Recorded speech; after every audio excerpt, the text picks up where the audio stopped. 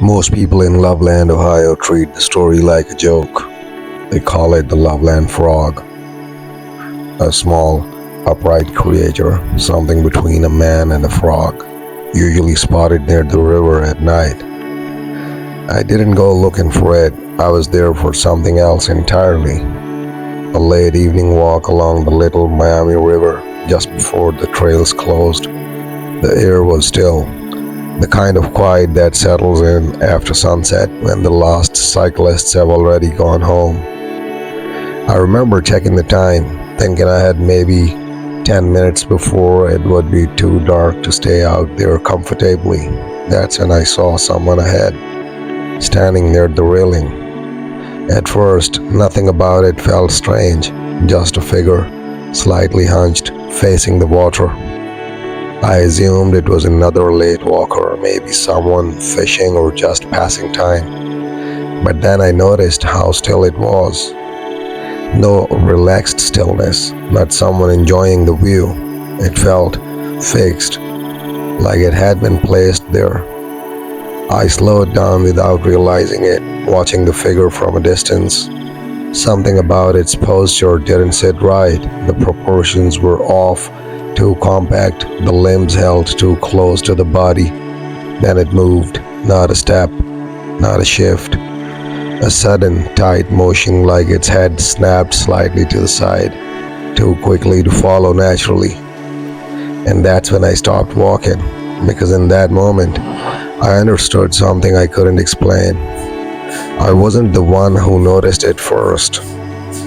I should have turned around, that would have been the normal thing to do, but I didn't. Instead, I stood there for a few seconds longer than I should have, trying to convince myself that what I was seeing had a simple explanation, a person, a trick of light, anything reasonable. Then it adjusted its posture, slowly this time, deliberately. The hunched shape straightened just enough for me to understand its height, shorter than an adult, but not small enough to ignore.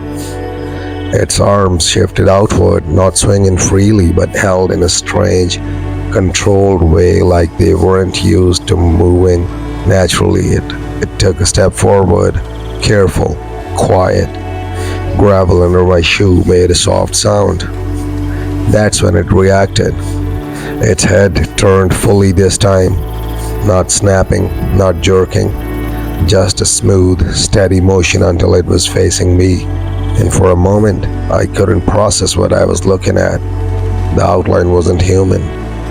The head was too wide at the top, the neck barely visible, the body compact, almost compressed. And the way it stood, balanced, unnatural, like it had learned how to stand that way, not like it belonged to it.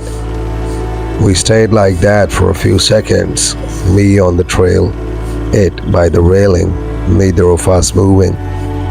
Then it did something small, so small I almost missed it.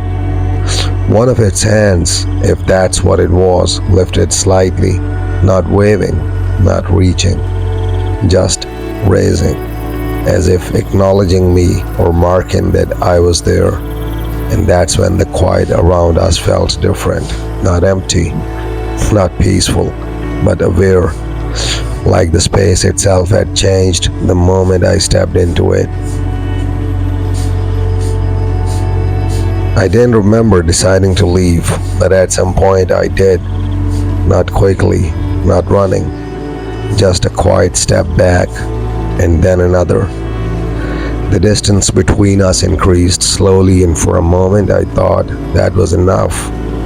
That whatever this was, it would stay where it was, by the railing, by the water, and I would just walk away. I kept my eyes on it as I moved back along the trail. It didn't follow.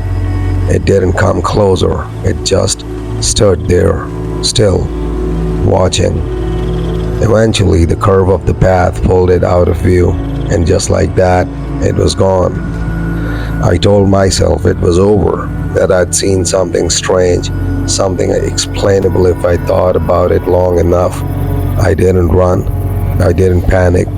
I just left. But as I reached the end of the trail, something made me stop again. Not a sound, not movement, just a feeling. That same quiet awareness from before. I turned slightly, not all the way, just enough to look back down the path. The railing was barely visible now, the river hidden in darkness, and for a second I saw nothing. Then I noticed it, not by the water, not where I first saw it, closer, much closer, standing on the path itself, exactly where I had been standing a few moments ago. Same posture, same stillness, facing in my direction, as if it had taken my place.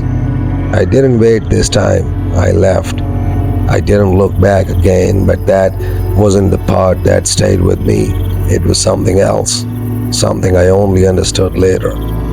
When I tried to remember its face, I couldn't, not clearly, not even roughly.